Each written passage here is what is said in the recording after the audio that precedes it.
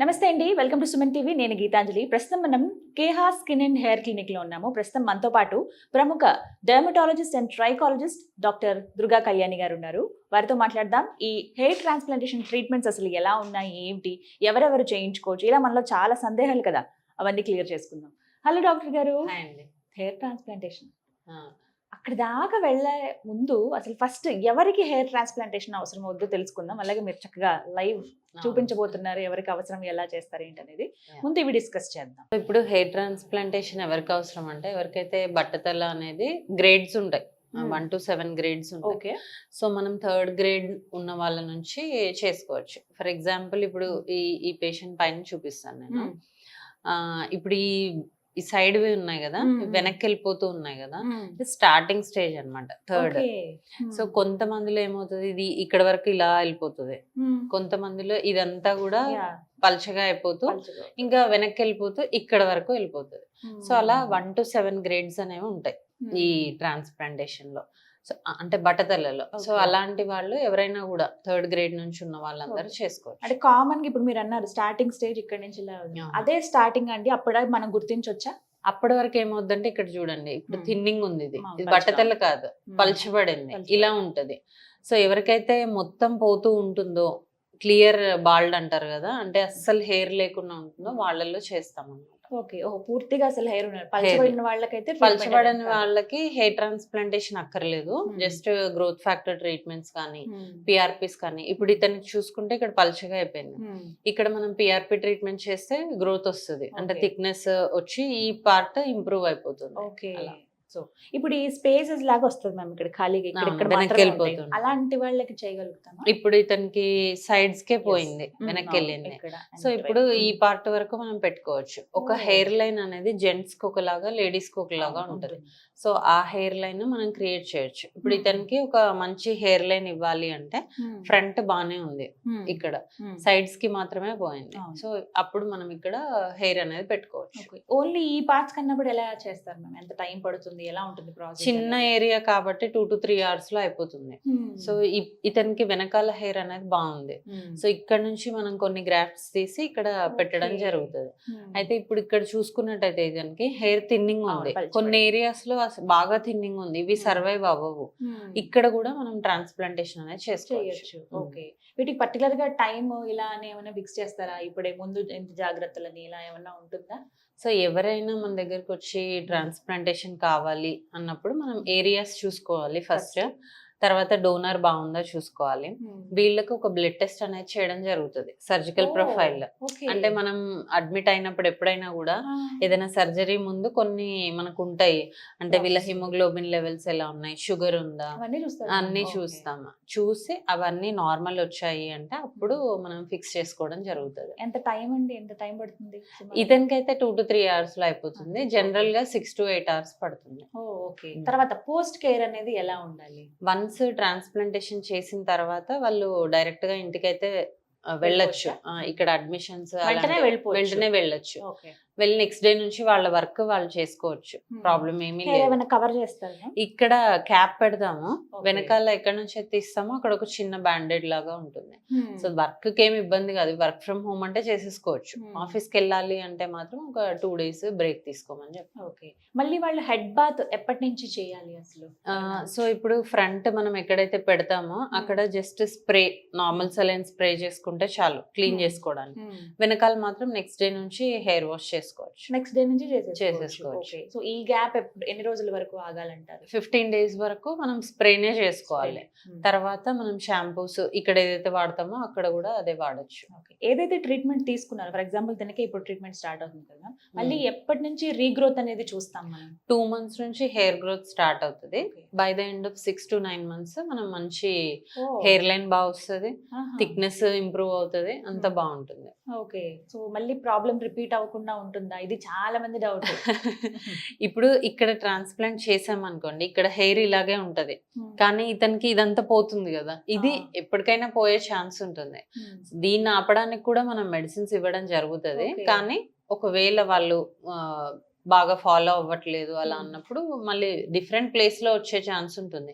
మనం ఎక్కడైతే చేస్తామో అది మాక్సిమం చాలా ఇయర్స్ అనేది మెయింటైన్ అవుతుంది. సో అందులో ప్రాబ్లం లేదంటారు. ప్రాబ్లం అండ్ ఇందాక మీరు అన్నారు మేల్ అండ్ ఫిమేల్ కి సెపరేట్ హెయిర్ లైన్ అనేది ఉంటుంది కదా, సో ఫిమేల్ కూడా చేయించుకోవచ్చు. ఫీమేల్ కూడా చేయించుకోవచ్చు. ఫీమేల్స్ లో ఎలా అంటే ఈ ఫ్రంట్ హెయిర్ ఇలాగే ఉంటది, ఉంటుంది, ఉంటుంది ఈ మధ్యలో పోతుంది, పలచబడిపోతుంది పలచబడిపోతుంది పాపిడి ఇక్కడ.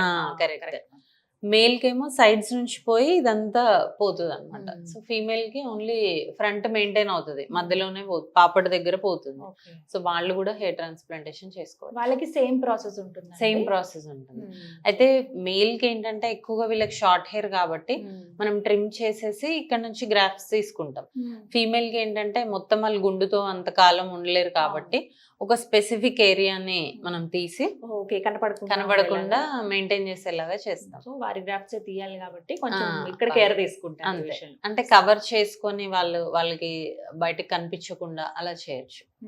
సో జుట్టు పలచబడినా లేకపోతే పూర్తిగా ఇలాగా బట్టతల్లాగా వచ్చేసిందని అనుకున్నా కూడా ఫిమేల్ కి కూడా ఇక్కడికి హలో ట్రీట్మెంట్ చేయొచ్చు. ఓకే, వారికి కూడా సేమ్ టైం అంతే పడుతుంది. అంటే మినిమం నుంచి వాళ్ళ సిచ్యువేషన్ బట్టి. అంటే ఇప్పుడు చిన్న ఏరియా 2 hours మొదలుకొని మనకి 8 hours వరకు మాక్సిమం ఒక రోజులో చేయొచ్చు. ఓకే, చాలా మందికి ఉన్న డౌట్ ఏంటంటే మళ్ళీ తడవకూడదు జుట్టు, కొన్ని రోజుల పాటు ఆగాలి. వెంటనే ఎవ్రీ hour కూడా మనం క్లీన్ చేసుకుంటూ ఉండాలి, తడిచినా పర్వాలేదు, ఏం కాదు. వీటికి సెపరేట్ గా ఫుడ్ హ్యాబిట్స్ కానీ ఇలాంటివి ఏమైనా చెప్తారా మ్యామ్? అంటే హెయిర్ మనకి మంచిగా ఉండాలి, గ్రో అవ్వాలి అంటే ప్రోటీన్ ఫుడ్ ఎక్కువ తీసుకోమని చెప్తాము, ఎక్కువ స్ట్రెస్ తీసుకోవద్దని చెప్తాము. తర్వాత స్మోకింగ్ వల్ల ఎక్కువ హెయిర్ లాస్ అనేది చూస్తాం. సో స్మోకింగ్ హ్యాబిట్ ఉన్న వాళ్ళని మానేమంటే మానేయరు కదా, సో అట్లీస్ట్ తగ్గించమని చెప్తాము, ఆల్కహాల్ అయినా సరే.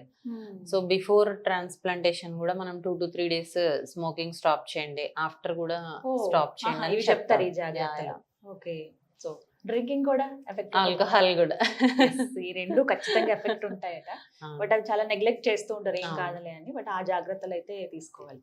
సో నెక్స్ట్ ఇంకా టిప్స్ ఏమైనా చెప్పండి, ఎలా ఫాలో అవ్వాలి హెయిర్ ట్రాన్స్ప్లాంటేషన్ చేసుకున్న అంటే చాలా మంది ఏమనుకుంటారంటే తల మీద చేసేది కదా, బ్రెయిన్ ఏమన్నా పాడవుతుందా, తలలో ఏమన్నా ఇబ్బంది అవుతుందా, ఇలాంటి డౌట్స్ చాలా మందికి ఉంటాయి. బట్ మనము మొత్తం ఓపెన్ చేసి బ్రెయిన్ వరకు వెళ్ళట్లా, ఓన్లీ హెయిర్ లేయర్, ఇక్కడ స్కిన్ లేయర్ ఏదైతే డీప్ ఉందో అక్కడ వరకు మాత్రమే మనం వెళ్తాం. సో అక్కడ వరకు వెళ్ళినంత మాత్రమే మనకి బ్రెయిన్ ఎఫెక్ట్ అవ్వడం అట్లాంటిది ఏమి ఉండదు.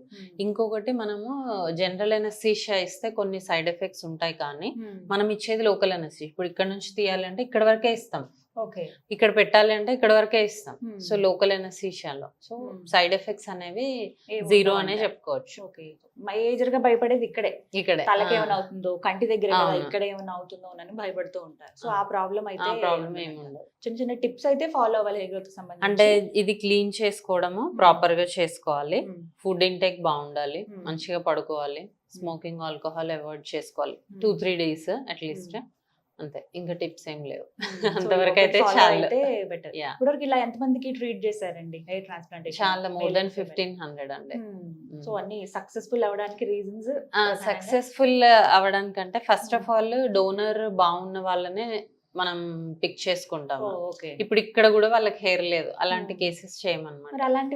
అలాంటి వాళ్ళకి ఒకవేళ బాడీ హెయిర్ బాగుంటే గనక అది తీసుకుంటాం. అది కూడా లేదు అంటేనే అప్పుడు చేయమన్నమాట. సో ప్రాపర్ డోనర్ ఉంది, మంచి అంటే పర్ఫెక్ట్ ఏజ్ లో ఉన్నారు, మెయింటైన్ చేస్తున్నారు అంటే 100% రిజల్ట్స్ ఉంటాయి. సో వీరికి ఇప్పుడు కేవలం ఈ ఫ్రంట్ లైన్ మాత్రమే, ఈ మిడిల్ లో కొన్ని చాలా గ్యాప్స్ ఉన్నాయి కదా, అక్కడ వెరీ థిన్నింగ్ అంటే చాలా థిన్ అయిపోయిన ఏరియాలో అంటే పిఆర్పిస్ అలా చేసినా కూడా రిజల్ట్ రాదు కాబట్టి అక్కడ కొన్ని పెట్టడం జరుగుతుంది. రైట్. సో సింపుల్ వేలోనే అవుతాయి. చాలా మంది ఏంటంటే భయం, అదే భయపడతారు, పెయిన్ ఉంటుందా అనే భయం ఉంటుంది. పెయిన్ అంటే లోకల్ అనెస్థీషియా చిన్న ఇంజెక్షన్ మనం ఇచ్చేది, so just 2 to 3 minutes pain అంతే, భరించగలరు చేసేలాగానే ఉంటుంది. రైట్. సో ఇవి కామన్ గా వచ్చే డౌట్స్ అండి. Thank you so much doctor గారు. సో వింటున్నారు కదా, కేహాలో ప్రత్యేకించి హెయిర్ ట్రాన్స్ప్లాంటేషన్ అండి. అది మేల్ అయినా ఫీమేల్ అయినా ఎవరికైనా సరే. సాధారణంగా ఆడవాళ్ళలో చూస్తూ ఉంటాము. పాపిట దగ్గర పలచబడిపోతూ ఉంటుంది. సైడ్స్‌కి కొద్దిగా ఉండదు హెయిర్. అలాంటి వాళ్ళకి కూడా ఇక్కడ ట్రీట్మెంట్ అందుబాటులో ఉంది. అలాగే మేల్ ఇప్పుడు మీరు చూస్తున్నారు కదా, వీరికి జుట్టు పలచబడినా కొంచెం బట్టదల్లా వచ్చేస్తుందని అనిపించినా కూడా ముందు జాగ్రత్తగా మీరు వచ్చి ఫస్ట్ ఒకసారి డాక్టర్ గారితో చెకప్ చేయించుకుంటే కనుక మీకు క్లియర్‌గా చెప్తారు. ఎలా ఉంది, ఏంటి, మీకు ఇది పాసిబిలిటీయా కాదా, ఎన్ని రోజులు జాగ్రత్తలు తీసుకోవాలి, ట్రీట్మెంట్ తర్వాత తీసుకోవాల్సిన జాగ్రత్తలు ఏంటి అన్నీ వివరిస్తారు. సో ఒకవేళ మీకు ఓకే అనుకుంటే కనుక మీరు ఈ హెయిర్ ట్రాన్స్ప్లాంటేషన్ ట్రీట్మెంట్ అనేది తీసుకోవచ్చండి. ప్రస్తుతం నేనున్నది శ్రీనగర్ కాలనీలో ఉన్నటువంటి కెహా హెయిర్ అండ్ స్కిన్ క్లినిక్ ఇది. ఎవరికైతే ఇన్ఫర్మేషన్ అవసరం అనిపించిందో వాళ్ళకి వీడియో ఫార్వర్డ్ చేయండి. ఎవరైతే ట్రీట్మెంట్ చేయించుకుందాం అనుకుంటున్నారో వారు స్క్రీన్ మీద కనపడుతున్న నెంబర్స్కి కాల్ చేసి డాక్టర్ గారి అపాయింట్మెంట్ తీసుకుని కలవండి. ఇది వాళ్ళ వీడియో. నమస్తే.